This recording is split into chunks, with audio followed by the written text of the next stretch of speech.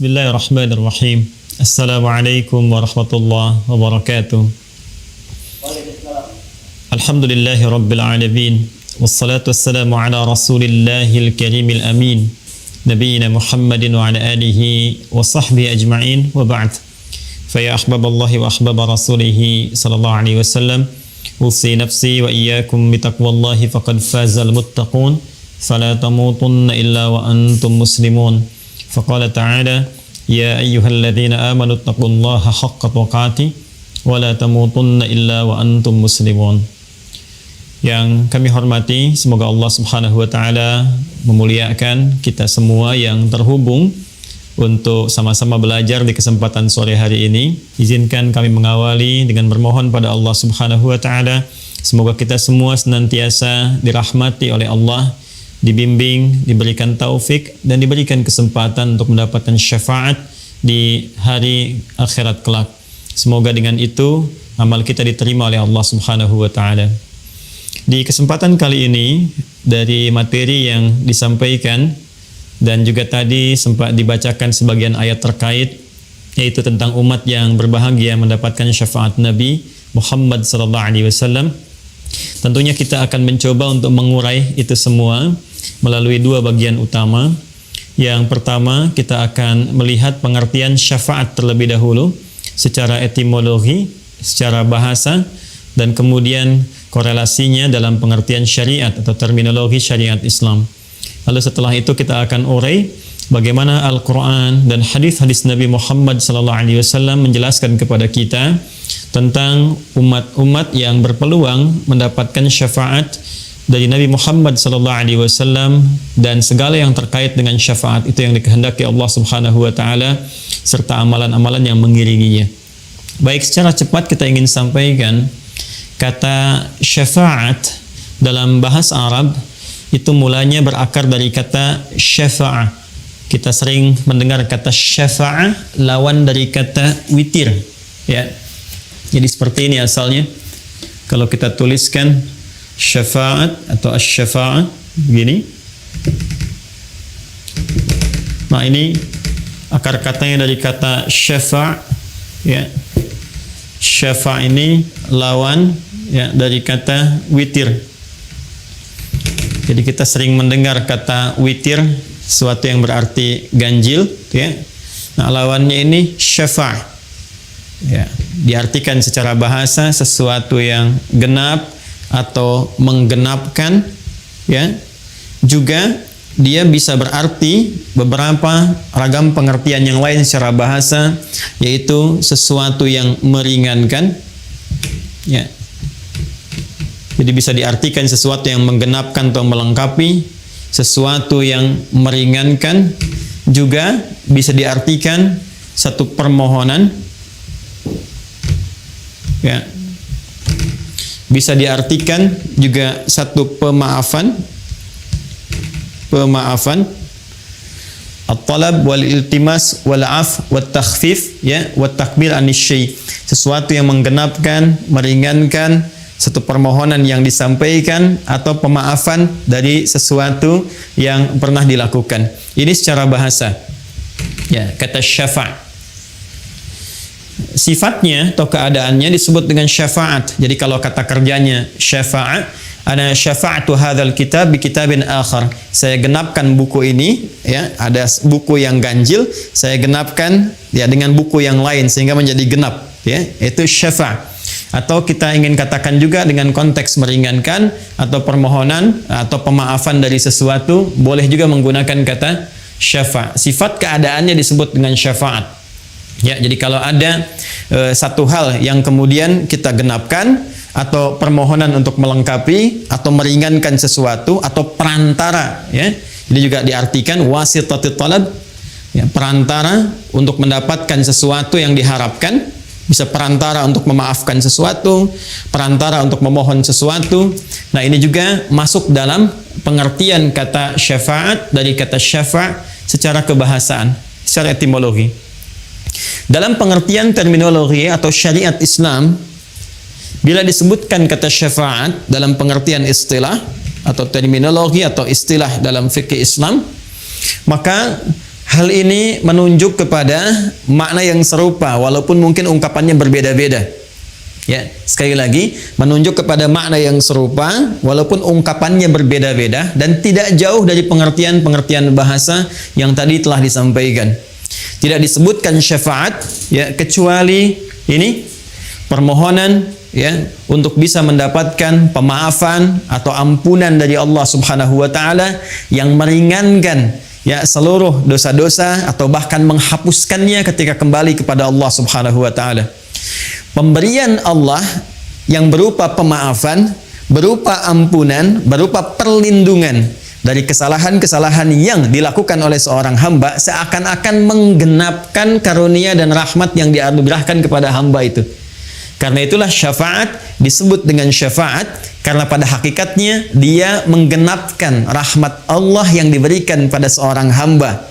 Kemudian dalam saat yang bersamaan, syafaat juga merupakan perantara bagi seorang hamba untuk meringankan dosa-dosanya, untuk memaafkan kesalahannya, sebagai permohonan pengajuan rahmat dan ampunan kepada Allah Subhanahu wa taala. Nah, bila kita telah dapati pengertian ini, sekarang persoalannya siapa yang mendapatkan syafaat itu? Dari mana syafaat itu berasal? Dan bagaimana kita bisa mendapatinya? Ini yang menjadi concern pembahasan kita dalam kesempatan saat ini. Dan sebelumnya tentu kita akan mengakui bahwa mohon maaf, setiap hamba Allah itu pasti berpeluang melakukan kesalahan. Tidak ada hamba Allah yang tidak punya salah.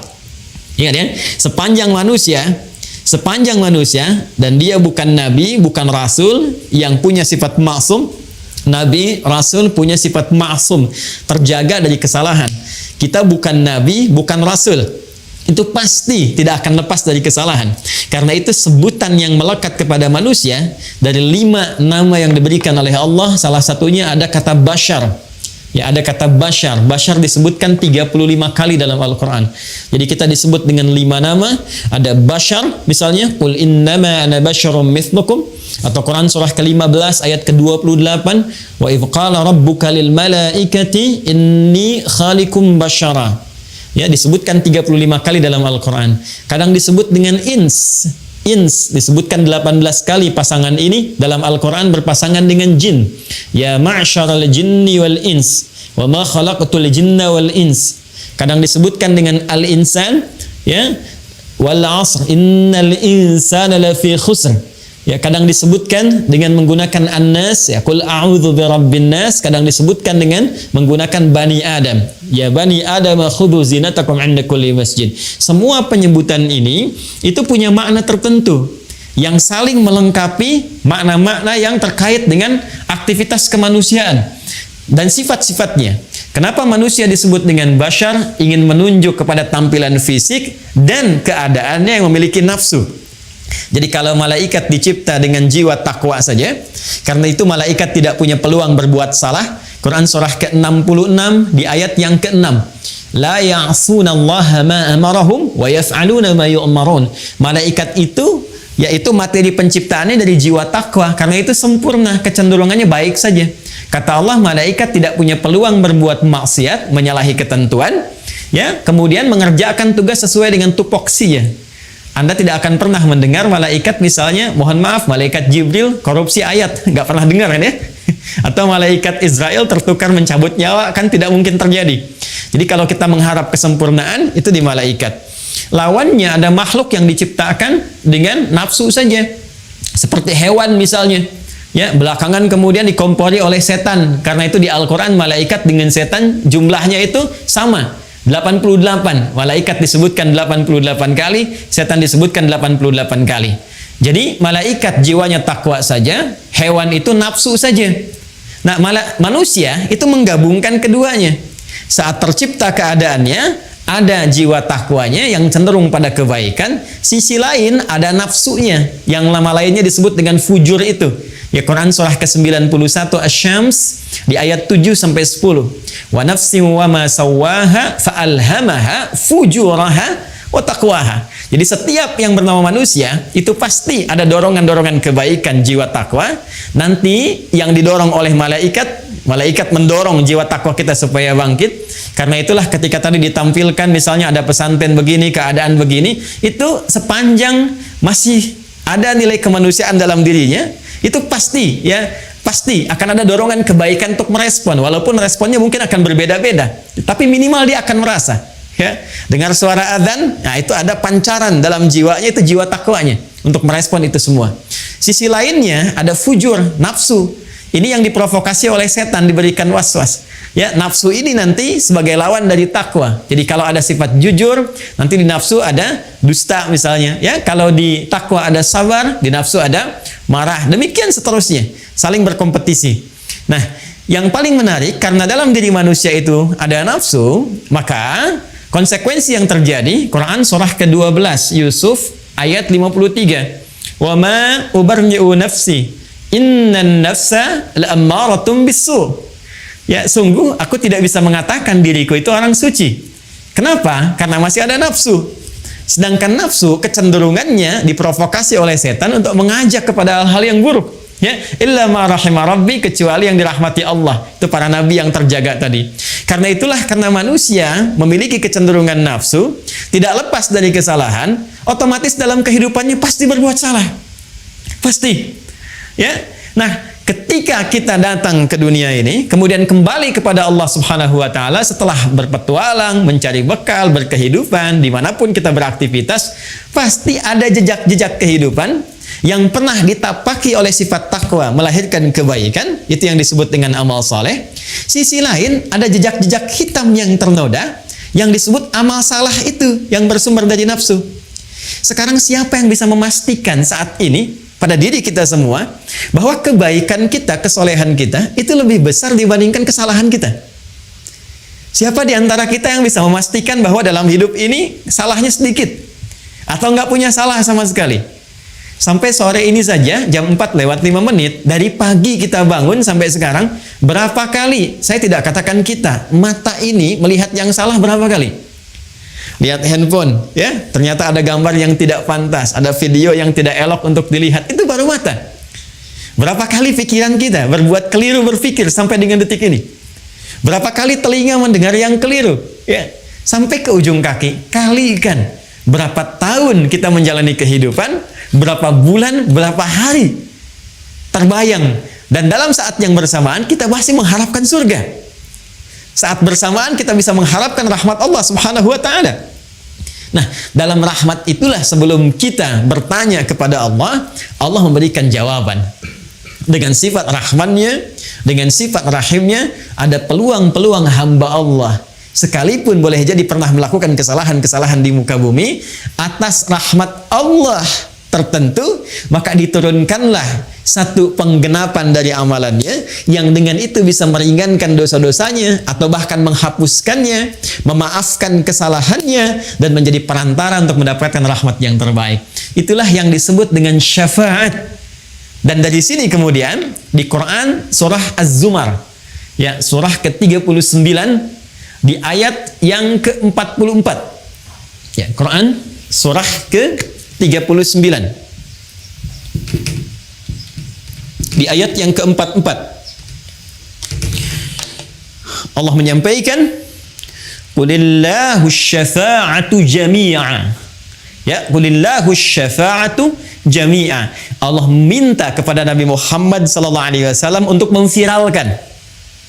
Ini bahasa orang sekarang, ya, untuk memviralkan kepada semua umatnya, terus berkelanjutan di setiap generasi, bahwa hey, jangan bersedih, jangan putus asa, karena dari sekian banyak hal yang kita lalui dalam kehidupan, saat berpulang kepada Allah, setiap hamba punya kesempatan untuk meraih penggenapan rahmat dari Allah Subhanahu wa Ta'ala, yang bisa meringankan, bahkan menghapuskan dosa-dosanya, kesalahan-kesalahannya, sehingga dengan itu mendapati rahmat Allah Subhanahu wa Ta'ala. Apa kata Allah? Qul, katakan Muhammad sallallahu alaihi wasallam, qulillahu, ya, asy-syafa'atu jami'a.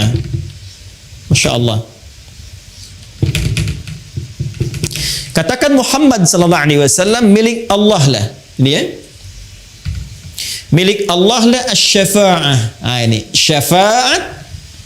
Kalau kita kembalikan ke arti tadi, milik Allah lah syafaat, segala perantara yang dapat meringankan, ya, yang dapat menghapuskan kesalahan-kesalahan, dosa-dosa, permohonan untuk mendapatkan rahmat, penggenapan semua anugerah dari Allah Subhanahu wa taala. Katakan Muhammad, semua bentuk ini, semua dalam bahasa Arab, semua hal yang terkait dengan satu hal tertentu, semuanya bersifat holistik, komprehensif, itu bahasa Arabnya jami' namanya. Ya. Man ittasala fi hadzal silk al-yutubi fi hadzal masa jami'an. Saya ingin katakan semua yang terhubung lewat channel YouTube di kesempatan sore hari ini, semua Anda, mencakup Anda, ya, dengan status sosial apapun, itu bahasa Arabnya menggunakan kata jami'an.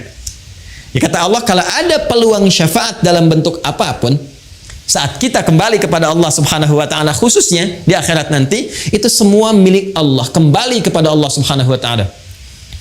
Ya, bahkan nanti Allah menantang dan menegaskan di Quran surah Az-Zukhruf tadi yang dibacakan di ayat ke-86-nya tadi, ya, oleh qari kita. Ya, maka ditanya kan, ya, siapa yang bisa mendapatkan dan memiliki syafaat selain Allah Subhanahu wa taala?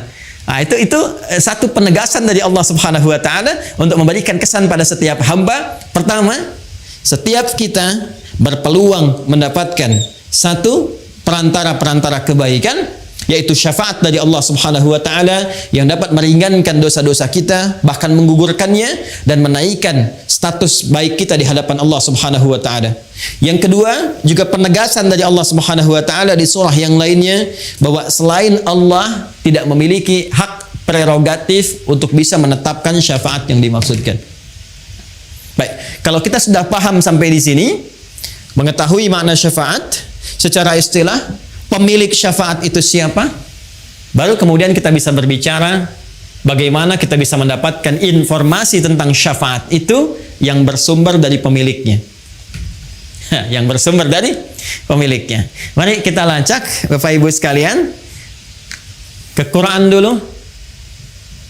Surah ketiga Ali Imran di ayat ke-31. Setelah ini nanti baru kita akan masuk dalam turunan hadis-hadis Nabi sallallahu alaihi wasallam. Baik. Qul in kuntum tuhibbunallaha fattabi'uni yuhibbukumullahu wa yaghfir lakum dzunubakum. Baik, mari kita fokus pelan-pelan. Kembali ke makna syafaat yang tadi kita sampaikan. Ya, syafaat adalah satu anugerah, penggenapan dari amalan, pemberian ampunan, pemaafan dari kesalahan-kesalahan, perantara untuk mendapatkan rahmat Allah Subhanahu wa taala. Kalau kita ambil semua hal tadi, semua makna tadi, bukankah ini mengarah kepada cinta Allah Subhanahu wa taala? Yang menariknya, formulasi cinta dalam Al-Qur'an ketika seorang hamba mendapatkan cinta Allah, itu formulasinya, raihan yang didapatkan pertama kali adalah buah-buah dari syafaat. Buah syafaat itu kan ampunan Allah tadi kan? Ya, pemaafan dari kesalahan, peringanan dari dosa-dosa, bahkan penghapusannya. Itu ternyata ketika kita lihat di Al-Quran, buah dari syafaat ini yang tadi disebutkan, itu lahir dari cinta Allah kepada hamba. Nah, formulasi cinta ini disebutkan langsung dalam Al-Quran serta konsekuensi untuk mendapatkan buah cinta tadi atau hasil dari syafaat. Ya. Yuk kita lihat Quran surah ketiga ayat 31. Qul, katakan Muhammad sallallahu alaihi wasallam. Lihat surah Az-Zumar tadi ayat 44, di sana qul, di sini qul. Qul, katakan Muhammad sallallahu alaihi wasallam, in kuntum tuhibbunallaha, jika kalian, jadi umat Muhammad sallallahu alaihi wasallam, sebagaimana dituliskan dalam tema kita, umat Muhammad sallallahu alaihi wasallam, ya, tuhibbunallaha, kalian serius mencintai Allah. Qul in kuntum tuhibbunallaha, jika kalian serius mencintai Allah Subhanahu wa taala, lihat kata kuncinya, fattabi'uni, maka buktikan cinta itu, buktikan komitmen cinta itu, fattabi'uni, dengan cara cepat mengikuti aku, yakni mengikuti tuntunan Nabi sallallahu alaihi wasallam. Teruskan dulu, yuhibbukumullahu, ini clue-nya. Yuhibbukumullahu, maka orang-orang yang mampu mengikuti tuntunan Nabi dalam kehidupannya, dalam dia beraktivitas, dalam dia mengerjakan segala hal, yuhibbukumullah, dia akan berpeluang mendapatkan cinta Allah Subhanahu wa taala. Dan buah dari cinta itu, wa yaghfir lakum dzunubakum, Dan dengan itulah Allah akan berkenan memberikan ampunan dari semua dosa-dosa yang pernah ia lakukan. Perhatikan kalimatnya, yuhibbukumullahu yuhibbukumullahu. Kemudian pasangannya, wa yaghfir lakum dzunubakum. Masya Allah. Yuhibbukumullah, Allah akan mencintai kalian. Ketika cinta diberikan, yaghfir lakum dzunubakum. Yang pertama Allah berikan pada orang-orang yang mendapatkan cinta Allah, ternyata bukan materi dunia, bukan kedudukan, bukan harta benda. Awas hati-hati. Tapi ampunan dari semua dosa-dosa. Ini bentuknya jamak. Dzambun itu bentuk tunggalnya, dzunubun bentuk jamaknya. Ketika Allah mencintai seorang hamba, kata Allah yang pertama diberikan ampunan dari semua dosa-dosanya. Bukankah ampunan dari segala dosa itu adalah buah dari syafaat? Ya? Ya kalau kita lihat tuh, ya bagaimana hubungannya tuh, ya gambarannya. Dari syafaat tadi telah kita uraikan. Kemudian syafaat gambaran dari cinta Allah. Orang yang cinta Allah diminta untuk membuktikan cintanya dengan mengerjakan amalan tertentu. Lantas turun cinta itu. Ketika cinta diberikan, maka buah dari syafaat itu ampunan dari semua dosa yang menggenapkan semua amalan itu diberikan oleh Allah Subhanahu wa taala. Nah, jadi kalau ingin kita katakan siapa yang berpeluang mendapatkan syafaat itu, maka dijawab oleh ayat ini, fattabi'uni, yaitu orang-orang yang mau mengikuti tuntunan atau petunjuk Rasulullah sallallahu alaihi wasallam, Nabi Muhammad sallallahu alaihi wasallam. Ya, karena itu sudah tepat kalau panitia memberikan judul dengan itu syafaat untuk umat Nabi Muhammad sallallahu alaihi wasallam. Ya, itu sudah ada clue-nya di situ. Bagaimana kita bisa mendapatkan syafaat? Syarat pertama ini. Mengikuti tuntunan atau menjadi umat Nabi Muhammad sallallahu alaihi wasallam. Ini bagian yang pertama. Baik, yang kedua, Bapak Ibu sekalian, setelah kita mendapati informasi ini dan alhamdulillah kita telah masuk dalam frame syafaat yang dimaksudkan. Artinya peluang ini sudah hadir di hadapan kita. Ya, alhamdulillah sampai sore hari ini ya kita memastikan diri menjadi bagian dari umat Nabi Muhammad sallallahu alaihi wasallam. Alhamdulillah yang selalu diupdate ya komitmen itu, pernyataan itu 5 kali bahkan dalam sehari sedikitnya. Ya, bukankah dalam setiap sholat kita menegaskan kembali bahwa kita umatnya Nabi Muhammad sallallahu alaihi wasallam ya dengan mengatakan asyhadu an la ilaha illallah wa asyhadu anna Muhammadar Rasulullah. Itu 5 waktu kan dalam sehari. Subuh sekali, zuhur 2 kali sudah 3, asar 2 kali sudah 5, maghrib 2 kali sudah 7, isya 2 kali sudah 9. Jadi paling sedikitnya kita 9 kali itu. Ya, dalam sehari, paling sedikitnya dalam sholat untuk menegaskan bahwa ya Allah, aku menuhankanmu, tiada Tuhan selain Engkau, aku siap mengabdi kepadamu dan mengikuti tuntunan Nabi Muhammad SAW yang aku tetapkan sebagai Rasul dan petunjuk-petunjuk darimu yang dibawanya. Nah, jadi alhamdulillah sepanjang kita masih menunaikan salat, sepanjang kita beriman kepada Allah, maka frame kesempatan bingkai yang hadir di hadapan kita untuk mendapatkan kesempatan meraih syafaat itu terbentang luas. Tinggal persoalannya, apakah kita akan masuk ke bingkai syafaat itu? Ya, jadi pintunya sudah ada. Ya, ini dikasih ini setiap kita nih. Silahkan, ini ada pintu syafaat. Mau dibuka nggak? Ya, jadi sangat sayang sudah diberikan peluang, pintunya ada, Anda nggak buka. Jadi yang salah bukan Allah, yang salah bukan Rasulullah. Ya, karena itu sangat berbahagia jika seseorang berpetualang dalam kehidupan di muka bumi, lalu pintu syafaat diberikan dan dia mau membuka pintunya. Ah, sekarang bahasan selanjutnya ini menjadi pamungkas dari sesi pembahasan kita saat ini. Seperti apa gambaran kunci-kunci yang diberikan kepada kita untuk membuka pintu syafaat itu sehingga melahirkan kebahagiaan bagi kita karena dapat memasukinya. Untuk membuka pintu itu kita butuh kunci-kuncinya. Nah, kunci ini yang akan kita urai di kesempatan kali ini untuk mendapatkan syafaat Nabi Muhammad SAW khususnya saat kembali kepada Allah Subhanahu wa taala. Karena terkait dengan kunci-kunci pintu syafaat yang ditugaskan oleh Allah kepada Nabi Muhammad SAW untuk disampaikan kepada kita. Karena itu kita akan berinteraksi dengan keterangan Nabi SAW. Ya, khususnya terkait dengan hal-hal yang berkelindan dengan persoalan syafaat. Karena keterangan Nabi SAW ada dalam hadis, karena itu kita coba lacak dalam kitab-kitab hadis Nabi Muhammad SAW. Baik, satu. Ya, kita sekarang akan masuk ke kunci-kunci pembuka pintu syafaat. Ya. Satu, ada dalam hadis riwayat Al-Bukhari. Ini saya ada kitabnya. Ya. Hadis riwayat Al-Bukhari. Dalam topik yang ketiga, jadi ada 97 topik atau 97 kitab di Sahih Al-Bukhari.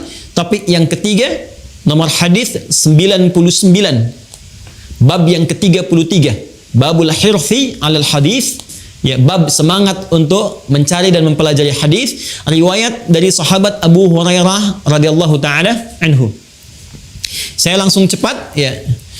Rasulullah SAW pernah menyampaikan dalam hadis ini, perhatikan kalimatnya, as'adun nasi bi syafa'ati yaumal qiyamati man qala la ilaha illallah khalisan min qalbihi aw nafsihi.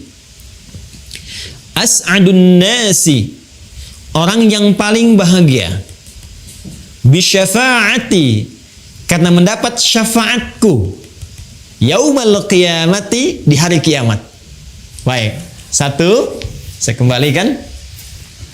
Satu, terdapat dalam Sahih Al-Bukhari, nomor hadis 99 dalam Kitabul Ilmi. Kita tuliskan amalannya. Yang pertama, tadi syafaat milik Allah, lalu Allah memberikan penegasan, ya, kepada Nabi Muhammad SAW. Penegasan yang pertama, Allah menyampaikan ada peluang diberikan langsung kepada Nabi Muhammad sebagai apresiasi tertinggi, penghargaan tertinggi pada seorang nabi dan rasul, ya, untuk memberikan syafaat dengan izin Allah Subhanahu wa taala. Siapa yang mendapatkan syafaat Nabi ini? Nabi sendiri yang langsung menyampaikan. Kata beliau, as'adun nasi, orang yang paling berbahagia. Ya, orang yang paling berbahagia, bi syafaati, yang mendapatkan syafaatku, yaumal qiyamati, di hari kiamat, man qala la ilaha illallah khalisan min qalbihi aw nafsihi, ialah orang yang mampu dengan ikhlas. Awas, orang yang mampu dengan ikhlas, dengan tulus mengucapkan la ilaha illallah, ikhlas bersyahadat, min qalbihi aw nafsihi, yang bersumber langsung dari kalbunya, dari jiwanya.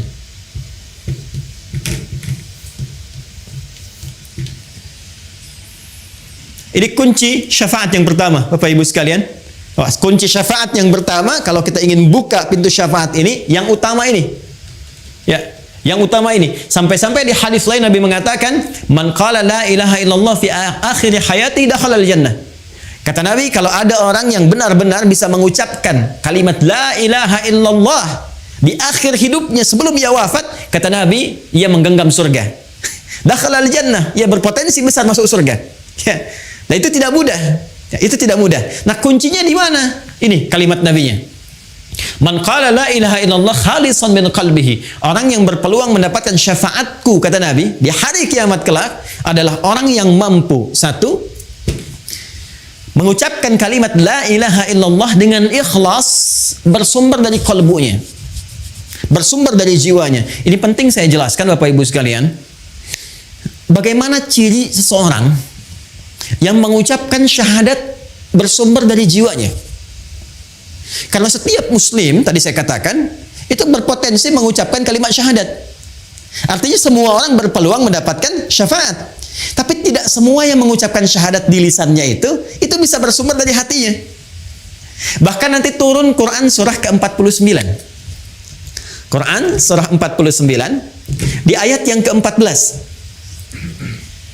Jadi ada orang-orang, sekelompok orang Arab Baduy datang kepada Rasulullah ingin mengatakan, "Ya Rasulullah, kami telah beriman, kami telah mengimplementasikan syahadat di lisan sampai masuk ke dalam kalbu." Turun jawaban. Ya, turun ayat ini mengatakan, qalatil a'rabu amanna. Orang Arab Baduy berkata, datang kepadamu, kami telah beriman dengan benar. Kata Allah, qul lam tu'minu. Katakan Muhammad SAW, kalian belum serius imannya. Walakin qulu aslamna walamma yadkhulul imanu fi qulubikum. Tapi cukup katakan dulu kalian baru masuk Islam. Bukankah syarat masuk Islam pertama mengucapkan dengan lisan? Asyhadu an la ilaha illallah, kalimat ini. Asyhadu an la ilaha illallah wa asyhadu anna Muhammadar Rasulullah. Itu kan di lisan. Ketika diucapkan di lisan, sah dia sebagai muslim. Tapi persoalannya, apakah kalimat tadi yang disampaikan di lisan mengalir ke dalam jiwa kita? Ke hati kita? Ya, ini ada perbedaannya. Kata Al-Quran langsung ditegaskan, jika syahadat yang diucapkan itu mengalir sampai kepada kejiwanya, ya, maka ini akan melahirkan satu getaran dalam jiwanya, berbentuk sebuah keyakinan tanpa ragu terhadap apa yang ia yakini, yang ia peluk, yaitu Islam. Ya, keyakinan tanpa ragu itulah yang disebut dengan iman namanya. Orangnya disebut dengan mukmin namanya. Nah, ciri-ciri orang yang punya iman, yang bernama mukmin itu, ini punya cirinya. Ketika syahadatnya sampai ke dalam jiwanya, kemudian masuk ke dalam jiwa takwanya, yang tadi saya sebutkan di awal, dia menjadi mukmin bukan sekedar muslim, ya, dia punya iman, keyakinan tanpa ragu dalam jiwanya, maka getaran keimanan ini itu akan menjadi cahaya yang memberikan bimbingan kepada setiap anggota tubuhnya untuk melakukan perbuatan sesuai dengan bimbingan imannya. Perbuatan dalam bahasa Arab disebut dengan amal. Bimbingan iman yang mengiringi perbuatan itu, yang ditetapkan, disetujui oleh Allah, dianggap baik oleh Allah, disebut dengan salih namanya. Maka muncullah di sini istilah amal saleh. Amal saleh. Karena itu setiap kita menemukan kalimat iman dalam Al-Quran, itu seringkali diiringi dengan kata amal saleh. Sekarang tiba waktu asar kan? Tadi kan kita salat asar ya? Sekarang surah Al-Asr, lihat ayat surah ke-103. Wal asr. Ya, wal asr. Aku bersumpah kata Allah demi kesempatan waktu yang diberikan pada setiap hamba. Asar itu bukan sore. Asar itu setiap kesempatan yang diberikan oleh Allah kepada kita untuk beraktivitas. Innal insana lafi khusr. Setiap manusia itu berpeluang rugi karena tak mampu menggunakan kesempatan yang aku berikan, kata Allah, untuk meniti aktivitas yang baik. Illal ladzina amanu, kecuali orang-orang yang menjadikan waktu tadi sebagai momentum untuk mengkreasikan dengan imannya. Illal ladzina amanu, disebut iman dulu. Lalu setelah dia punya iman, apa dampaknya? Wa amilus salihat. Iman itu akan membimbing dia untuk mengerjakan semua perbuatan-perbuatan baik. Karena itulah Bapak Ibu sekalian, orang yang berucap dengan lisannya syahadu an la ilaha illallah, kemudian sampai kepada jiwanya secara tulus, secara ikhlas, itu akan tampak semua karakternya dari setiap perilakunya. Jadi kalau kita ingin mengecek apakah keimanan sudah sampai kepada jiwa, itu bisa dilihat dari perilaku kita. Apakah iman itu memancarkan cahaya yang membimbing anggota tubuh kita untuk bersikap, akan kelihatan. Akan nampak dari perilaku seseorang. Sekarang kita cek. Di dalam Al-Quran, itu semua fungsi tubuh kita, itu seringkali didampingi dengan pendampingan iman. Kita lihat Quran surah ke-24 misalnya, ya, ayat 30 untuk laki-laki, 31 untuk perempuan, ketika menyebutkan fungsi mata. Qul lil mu'minina yaghuddu min absarihim. Katakan Muhammad sallallahu alaihi wasallam, pria-pria yang beriman itu pasti matanya hanya digunakan menatap yang baik saja. Bila yang ditatap itu tak baik, dia akan palingkan pandangannya. Quran surah ke-49 ayat 11 sampai 12. Ya ayyuhalladzina amanu, hai semua orang yang beriman, la yasra qaumin qaum, jangan gunakan lisanmu untuk berkata yang tidak baik, apalagi mencela orang lain. La yaghtab ba'dukum ba'dha, jangan bikin hoax, jangan bergibah. Ya, dari mata, dari mulut, lisan, tangan sampai ujung kaki. Ternyata ketika ini akan disebutkan fungsinya, perilakunya, Allah lebih dulu menyebutkan tentang ini, cahaya imannya. Jadi mata orang beriman ketika digunakan pasti akan menatap yang baik-baik. Lisan orang beriman pasti akan bertutur yang baik-baik. Tangan orang beriman menggenggam yang baik sampai ujung kakinya. Nah, semua kebaikan yang dikerjakan karena petunjuk iman itu yang disebut dengan amal saleh. Jadi kalau ada orang yang ingin masuk dalam pintu syafaat, mendapatkan kunci yang pertama, secara singkat rumusnya adalah ini, la ilaha illallah dengan ikhlas yang ditandai dengan meningkatkan amal soleh dalam kehidupannya.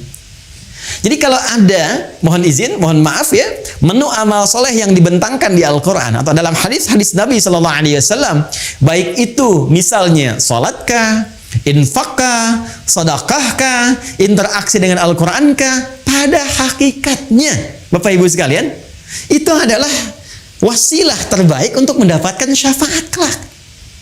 Ya. Jadi kalau Anda bertanya bagaimana cara mendapatkan syafaat dari Nabi Sallallahu Alaihi Wasallam, hal yang pertama yang kita lakukan adalah, ayo kumpulkan amal soleh, buru peluang amal soleh yang masih ada peluang kita dapatkan sepanjang kehidupan Allah berikan kepada kita. Ya, jadi ini kunci yang pertama seseorang yang ingin mendapatkan syafaat dari Nabi Muhammad SAW khususnya, maka rumus umum yang pertama, sekali lagi saya katakan rumus umum yang pertama, artinya semua orang berpeluang mendapatkannya, ya, adalah mengumpulkan amal soleh dari semua peluang yang dibentangkan kepada kita dalam konteks kehidupan kita pada saat ini. Jadi silahkan Pak, ya, kalau nanti tiba waktu sholat, ya kita membacanya bukan sekedar kewajiban, ini peluang saya mendapat syafaat nih. Kalau saya tinggalkan, saya malas-malasan, sekarang Anda merespon sholat dengan malas-malasan. Coba bayangkan kalau di hari kiamat, nanti syafaat yang didapatkan oleh Anda pun juga bersifat malas-malasan. Ya Rasulullah, saya ingin syafaatmu, ya malas nanti aja, kamu tunggu giliran gitu kan. Ya, karena itu ketika disampaikan dalam Al-Quran, semua yang minta itu, yang ingin A, ingin B, ingin berdoa dan sebagainya, itu stimulusnya selalu amal soleh. Silahkan cek Quran surah kedua Al-Baqarah ayat 186. Ya, ketika Allah menyampaikan, wa idza sa'alaka ibadi anni fa inni qarib ujibu da'watad da'i idza da'an. Ya, jika hambaku bertanya kepadamu Muhammad SAW, ingin mendekat kepadaku, ingin berdoa, ingin meminta, ingin memohon, di antara permintaan itu kan kita minta syafaat, minta ampunan dosa, minta pemaafan dari kesalahan. Kata Allah, ujibu da'watad da'i idza da'an. Aku akan jawab doanya sepanjang dia bermohon. Ya, falyastajibu li wal yu'minu bi. Tapi, nah, yang paling utama kalau doa ingin cepat dikabulkan, ingin cepat aku jawab, ingin cepat aku respon, falyastajibu li. Maka respon seruanku, kata Allah. Wal yu'minu bi, lagi-lagi lakukan dengan iman. Ini, lakukan dengan iman. Jadi ketika Allah meminta kita, ya, menyeru kita lewat salat misalnya, ayo tunaikan salat, ada seruan harta lewat zakat, infak, sedekah, seruan interaksi dengan Al-Qur'an, itu sesungguhnya peluang tercepat yang mengantarkan kita pada jawaban doa. Dan puncaknya syafaat. Jadi kalau dengar suara azan, Allahu Akbar, Allahu Akbar, ini peluang syafaat nih. Katanya pengen ampunan dosa. Ya, ini peluang kebahagiaan nih. Makanya panggilan sholatnya disandingkan dengan kebahagiaan. Bukankah Anda kalau sudah mendapatkan jawaban bahagia?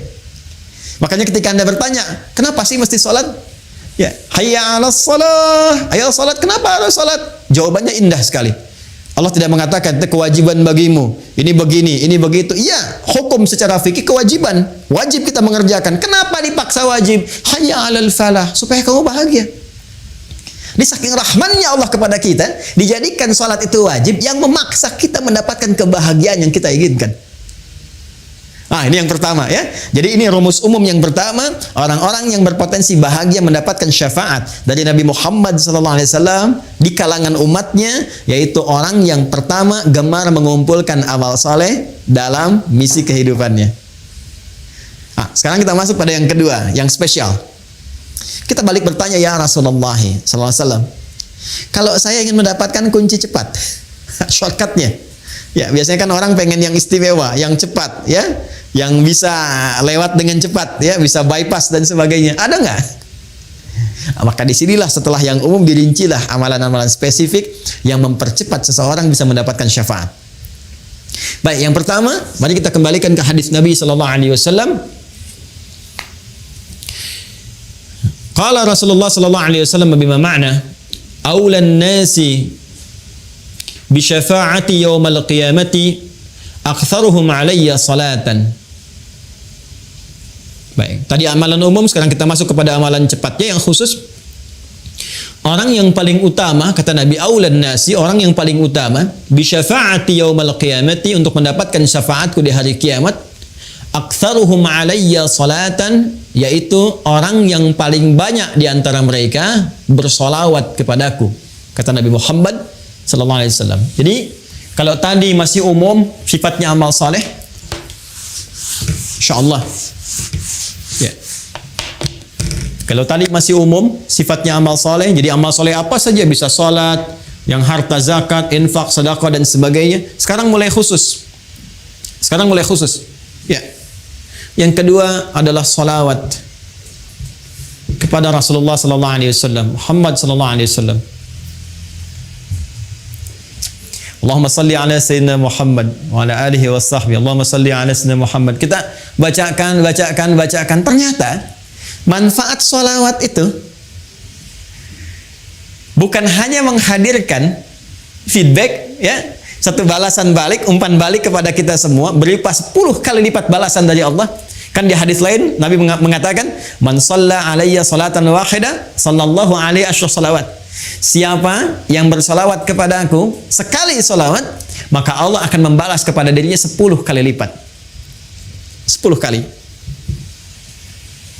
Awas, ini agak tajam ya, kita secara ilmiah kita tunjukkan.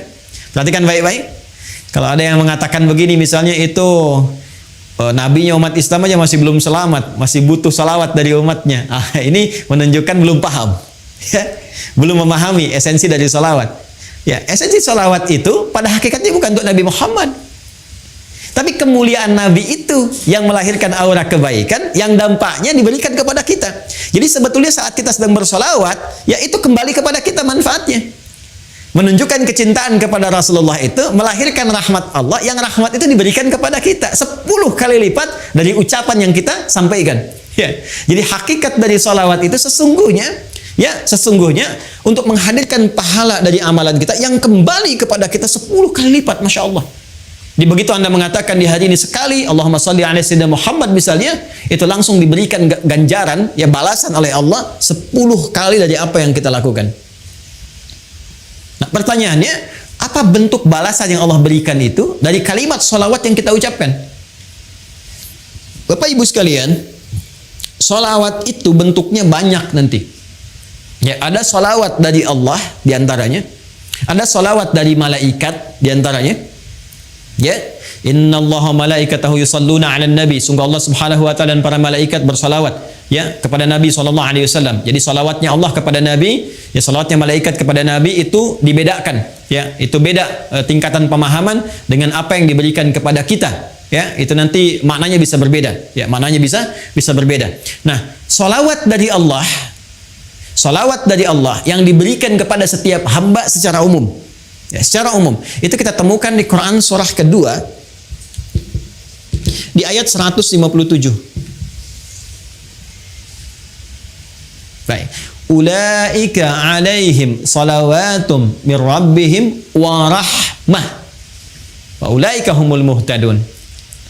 Ada golongan-golongan yang mendapat ujian dari Allah, kemudian mereka bersabar dan mereka mendapat salawat dari Allah. Nah, sekarang apa pengertian salawat dari Allah itu? Langsung ditafsir dengan ayat Al-Quran. Perhatikan kalimatnya, dijelaskan oleh Allah, ulaika alaihim salawatum min rabbihim, mereka itulah orang-orang yang mendapatkan salawat dari Allah Subhanahu wa taala, wa rahmah, dan rahmat. Jadi bentuk salawat yang pertama itu bisa berupa rahmat. Sedangkan puncak rahmat itu, puncaknya itu ampunan Allah. Ya. Puncak dari rahmat Allah yang diberikan kepada hamba itu ampunan dari semua dosa. Masih ingat Bapak Ibu, tadi di awal saya katakan, ya, surah tentang syafaat itu yang punya Allah, bukankah di surat Az-Zumar di ayat 44 itu? Sekarang perhatikan Quran di surat yang sama, Quran surah ke-39 di ayat ke-53. Ayat ini turun merespon tentang seorang yang telah melakukan dosa besar, yang dia merasa putus asa. Oh, ini saya dapat nggak ampunan dari Allah nih? Diampuni nggak dosa ini nih? Dosa saya terlalu besar ini, terlalu banyak kesalahan yang saya perbuat. Tiba kemudian datang kepada Rasulullah turun ayat ini. Qul ya ibadiyalladzina asrafu ala anfusihim. Katakan Muhammad sallallahu alaihi wasallam kepada hamba-Ku yang merasa israf. Mereka berbuat kesalahan yang sudah banyak dilakukan. Matanya, lisannya, telinganya, tubuhnya banyak berbuat maksiat dalam kehidupan. La taqnatu min rahmatillah. Jangan putus asa untuk mendapatkan rahmat Allah Subhanahu wa taala. Innallaha yaghfiru dzunuba jami'a. Kalau Allah sudah berikan rahmatnya, maka Allah ampuni semua dosa-dosa yang melekat pada hambanya. Jadi puncak ampunan Allah kepada seorang hamba yang berbuat banyak maksiat dan dia mau kembali kepada Allah adalah apa yang diberikan berupa ampunan total yang disebut dengan rahmat. Ya, sehingga ada yang mengartikan salawat dari Allah itu sifatnya ampunan, maghfirah, dan puncak dari maghfirah adalah rahmat. Ya, sedangkan rahmat itu disatukan dalam konsep salawatullah, salawat dari Allah. Quran surah kedua ayat 157. Ulaika alaihim salawatun rabbihim wa rahmah. Ya, sedangkan untuk mendapatkan salawat Allah ini cara cepatnya, shortcutnya kata Nabi, salawat pada Rasulullah. Ya. Siapa yang satu kali salawat kepada Nabi, maka Allah memberikan salawatnya 10 kali kepadanya. Masya Allah. Dalam sehari Allah turunkan rahmatnya kepada seorang hamba. Ya, saya rahmati engkau, saya ampuni dosamu, saya maafkan kesalahanmu. Jika ia tulus mengucapkan itu dalam kesehariannya. Ya, karena itu orang-orang soleh di masa lalu, bukan hanya ulama Pak, Bu. Ya, bukan hanya ulama, sampai ke level-level pemimpin. Ya, itu ada level pemimpin di masa era Turki Utsmani itu yang sehari itu bisa ribuan salawat kepada Nabi. Ya, Allahumma shalli ala sayyidina Muhammad, Allahumma shalli ala sayyidina Muhammad di sela-sela yang senggang. Ya, Anda sambil kerjakan tugas, sambil bekerja yang kira-kira waktunya luang, perbanyak sholawat, sambil nunggu misalnya waktu sholat, perbanyak sholawat. Ternyata di antara manfaatnya ini berpeluang untuk mendekatkan kita meraih syafaat dari Rasulullah sallallahu alaihi wasallam. Ya, dan jalur dalilnya telah saya sebutkan. 3, saya agak cepat ya. Nanti kita berikan 3 atau 4 saja ya. Setelah itu mungkin ada satu sesi sedikit waktu untuk kita berdiskusi, saya perkenankan ya. 3 dengan cepat. Nah, jadi ini amalan umum, amalan khusus salawat, amalan khusus lagi yang ketiga. Ini yang paling menarik. Ini yang sangat banyak ini ya. Ini banyak dan ini bisa menambah syafaat lagi. Ya, kalau yang ini kan tadi ya Allah berikan lewat Nabi Muhammad, ya kan? Ya, kemudian juga peluang ini salawat kepada Nabi Muhammad SAW. Yang ketiga ini kalau kita lakukan selain Nabi Muhammad SAW yang diizinkan oleh Allah memberikan syafaat kepada pelakunya ini amalannya sekaligus memberi syafaat kepadanya. Ya. Jadi kalau kita bersalawat kan bukan salawatnya, ya kan? Ya, Rasulullah memberikan syafaat, ya diizinkan oleh Allah dengan salawat itu. Kalau ini tidak, kita mengerjakan amalannya, amalan itu dengan izin Allah memberikan syafaat kepada kita. Ya, bentuk amalannya. Apa itu? Interaksi dengan Al-Quran. Interaksi dengan Al-Quran. Masya Allah.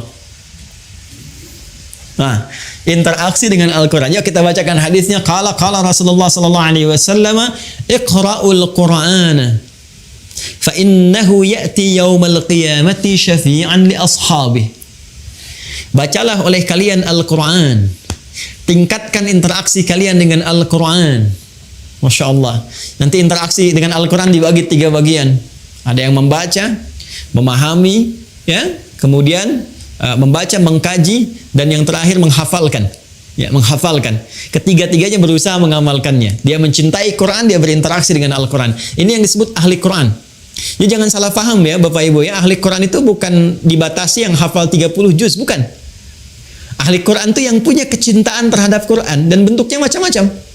Ada dia belum hafal tapi rajin ngaji gitu. Rajin tiap hari. Satu hari ada yang 1 juz, satu hari ada yang 2 juz, satu hari ada yang 5 juz. Terus dia baca, bahkan meninggalnya pun sedang pegang mushaf. Ada yang begitu, Masya Allah. Ya. Ada lagi ahli Quran yang dia senang mengkaji. Hari ini aku ingin tahu makna surat Al-Duha.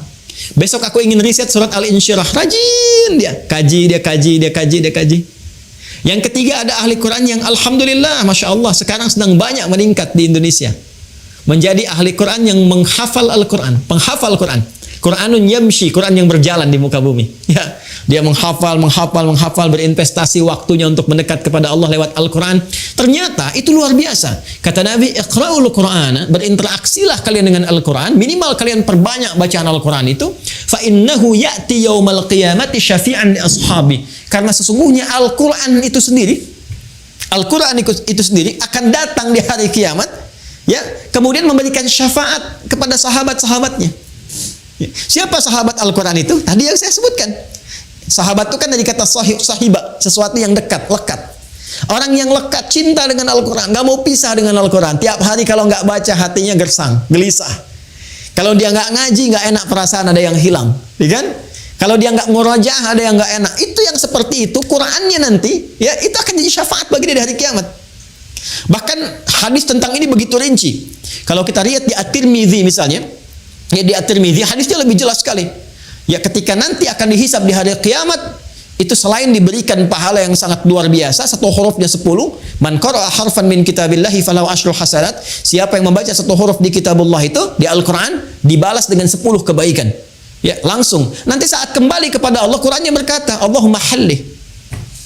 Ya, sebelum ditempatkan dia ke surga dengan izin Allah Subhanahu wa taala ketika mendapat rahmatnya, kata Allah, ya, itu langsung Qur'annya memohon kepada Allah, Allahumma halli, ya Allah, berikan hiasan pada dirinya, bedakan dengan yang bukan ahli Al-Qur'an. Ya, maka dipakaikan kepadanya mahkota kehormatan, tajul karamah. Diberikan mahkota. Ya, kemudian diperintahkan orang tua atau fasilitator yang menjadikan dia senang dengan Al-Quran, yang sama-sama mendapat rahmat Allah, diberikan pula. Kemudian Al-Qurannya berkata, ya Allah tambahkan lagi kepadanya. Ya, tambahkan kepada yang ahli Quran tadi, bedakan dengan fasilitator. Fayulbasu ilaihi libasal karamah, maka dipakaikan jubah kehormatan. Jadi dia pakai mahkota kehormatan, pakai jubah kehormatan, dan dahsyatnya ketika akan masuk ke dalam surga setelah mendapatkan syafaat tadi yang Allah izinkan, itu turun langsung ayat menyampaikan. Di Quran surah ke-13 Ar-Ra'd ayat 23 sampai 24. Itu diparadekan, disambut oleh semua para malaikat di depan pintu surga.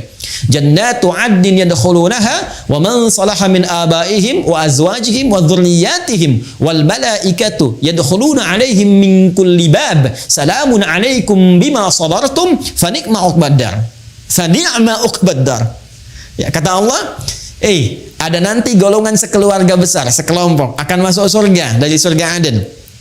Kemudian disambut oleh para malaikat di depan pintu surga. Mereka melewati, kata malaikat, selamat ya, kalian telah sabar berjuang untuk mendapatkan kemuliaan ini. Sekarang silahkan nikmati tempat terindah yang paling nikmat yang belum pernah dijamah oleh siapapun dari makhluk Allah Subhanahu wa taala. Ahli Quran. Ahli Quran. Ya. Bahkan nanti di hadis lain, ya, di hadis lain, Anda yang baru sampai Al-Baqarah saja dengan Ali Imran, itu diapresiasi langsung oleh Allah. Al-Qur'annya itu, Al-Baqarah, Ali Imrannya menjadi pelindung kita di yaumil mahsyar. Syafaat pertama yang didahulukan. Itu kalau sudah begitu tanda-tanda kebaikan. Kan di hadis umum itu cuma 7 golongan kan? Masih dengar? Ya, masih ingat? Sab'atun yadhilluhumullahu fi dhillin yauma la dhilla illa dhilluh. Ada 7 golongan yang dilindungi, dinaungi di hari kiamat. Ya, saat proses hisab itu, saat semua orang tidak berpotensi mendapatkannya, 7 golongan dapat itu. Ya, al-imamul adil, ada pemimpin yang adil, dan terusan-terusan yang lainnya. Ya, tapi dari sekian banyak 7 golongan itu, ada orang yang punya khusus, spesifik, naungan khusus. Jadi kalau dia keluar dari naungan besar itu pun masih ada naungannya sendiri. Siapa itu? Adalah orang yang menjadi kerabat surah Al-Baqarah dan surah Ali Imran. Iqra'u Zahrawaini, kata Nabi. Banyak-banyakin kalian dekat-dekat dengan surah Al-Baqarah dan Ali Imran, Zahrawaini. Ya, fa'innahuma, maka sesungguhnya mereka berdua, ya, yaitu Al-Baqarah dan Ali Imran itu, keduanya akan menjadi 2 awan yang menaungi khusus. Ya, ghamamatan, ya, kedua awan yang menaungi khusus untuk hamba Allah ahli Al-Baqarah dan Ali Imran saat yaumul hisab itu terjadi. Ini syafaat. Jadi sekali lagi, ya, kalau kita persingkat dari bahasan dan waktu yang singkat ini, setiap orang yang ingin mendapatkan syafaat Nabi itu pintunya sangat berpeluang dihadirkan oleh Allah Subhanahu wa taala sepanjang dia menjadi umat Muhammad sallallahu alaihi wasallam. Hanya persoalannya, dia harus memiliki kunci untuk membukanya. Maka kuncinya terletak kepada amal-amal saleh. Dia bisa siapkan dari sekarang menu-menunya. Silahkan sepanjang punya kesempatan, Bapak Ibu sekalian, rumuskan amal saleh yang bisa kita lakukan saat ini. 1, 2, 3 dan sebagainya. Sepanjang kita mampu. Ya, kalau bisa, saya waktu kecil itu suka bikin buku isinya tuntunan amal saleh. Jadi saya tuliskan tuh. Kalau sholat ada berapa jenis, yang fardu, yang sunnah, terus gitu. Nanti kalau saya kerjakan checklist, kalau tidak saya silang gitu ya. Terus nanti di harta ada zakat, infak, sedekah, sehari targetnya berapa, sebulan keluar enggak gitu ya. Nah, dengan Al-Quran targetnya sehari berapa, terus itu kalau sampai meninggal kita konsisten, istiqamah kita melakukannya, Masya Allah, itu akan ada tanda-tanda kebaikan. Bahkan sejak hidup, akan wafat sampai wafat, kemudian saat dibangkitkan. Dikumpulkan di surah ke-19 di ayat ke-15. Wassalamun alaihi yauma wulida wa yauma yamutu wa yauma yub'atsu hayya. Ini jaminan yang pernah diberikan kepada Nabi Yahya alaihissalam dan disampaikan kepada kita sebagai berita gembira untuk mengikutinya, yaitu umatnya Nabi Muhammad SAW. Ada orang-orang yang dijamin oleh Allah selamat, tenang, bahagia, damai ketika hidup. Ya, hidupnya penuh dengan ketenangan, kedamaian. Ketika meninggal tenang juga. Bahkan panggilannya ya ayyatuhan nafsul mutmainnah. Quran surah 89 ayat 27 sampai 30. Di alam kuburnya dijamin kebaikan. Ali Imran ayat 169 sampai 171. Saat pulang pun ke akhirat mendapatkan keselamatan. Wa yauma yub'atsu hayya, dengan syafaat yang Allah berikan. Sekarang tinggal pilih, silahkan. Ya, yang ada peluang dengan Al-Quran, mulai sekarang bikin menu Al-Quran. Ya, ada peluang dengan solawat. Wah, ini selalu punya peluang, kita banyakin solawat. Ada peluang dengan harta benda. Tadi juga sudah banyak ditawarkan amalan. Ya, boleh jadi ditampakkan di hadapan kita untuk menyentuh. Barangkali ada sebagian dari rezeki yang Allah titipkan untuk bisa menyambut amalan-amalan itu semua. Ya, saya kira itu yang bisa saya antarkan. Ini baru mukaddimah sebetulnya. Baru mukaddimah karena kita hanya mengemas dalam kurang lebih 1 jam. Ini gambaran umumnya seperti ini. Kalau nanti ingin masuk ke detail-detailnya, kita harus masuk ke dalam satu pembahasan yang lebih spesifik. Seperti sholat, apakah setiap orang sholat dijamin benar? Apakah setiap orang infak itu dijamin akan benar infaknya? Ya, nah ini ada babnya tersendiri yang insya Allah mudah-mudahan di kesempatan lain bisa kita dalami.